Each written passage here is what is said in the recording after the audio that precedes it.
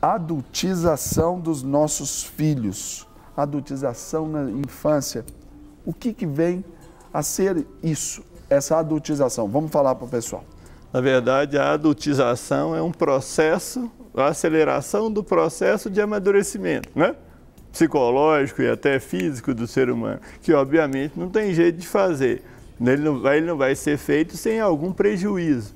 O ser humano ele é muito complexo e o desenvolvimento dele passa por várias fases.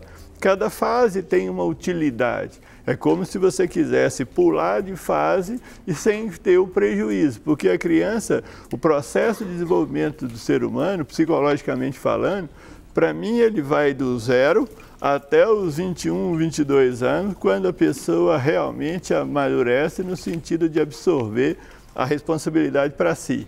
Ele vai passar pela primeira infância, que vai do 0 aos 6 anos, depois a segunda dos 7 aos 11, a pré-adolescência de forma geral entre os 12 e os 14, e a adolescência dos 14 aos 18, e depois um período de sair da adolescência e entrar na realidade.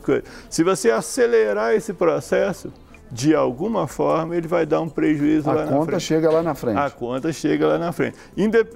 Quanto maior essa aceleração, maior o prejuízo lá em dois aspectos. Porque você fez a pessoa querer dar conta de uma coisa que numa época da vida ela não dava, e ela não absorveu também, ela não utilizou a infância. É como uma criança que se torna adulto, mas muitas vezes não tem uma infância saudável. E a infância a infância do ser humano não é à toa, né?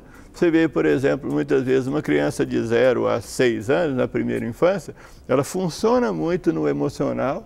A racionalidade do ser humano desenvolve entre os 0 e os 15 anos, passando por 4 estágios, que vai do concreto ao abstrato. Então, a criança não tem a capacidade de entender determinadas coisas. Por isso que eu falo muitas vezes fazer terapia com um menino de 4, 5, 6 anos de idade. Você tem que traduzir para ele, você tem que raciocinar para ele. Ele não tem a condição de elaborar as coisas, até porque a criança pensa uma alternativa de cada vez.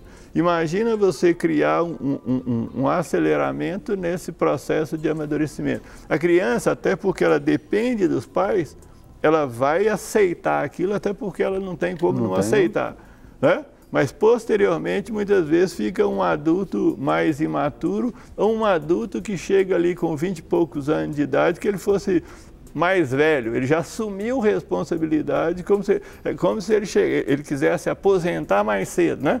Com 40 anos ele está aposentado, porque ele já começou. Mas só na cabeça, porque ainda tem o corpo, a vida vai continuar. A vida continua, né? Para receber todas as novidades do canal, inscreva-se e se curtir o vídeo, clique em gostei.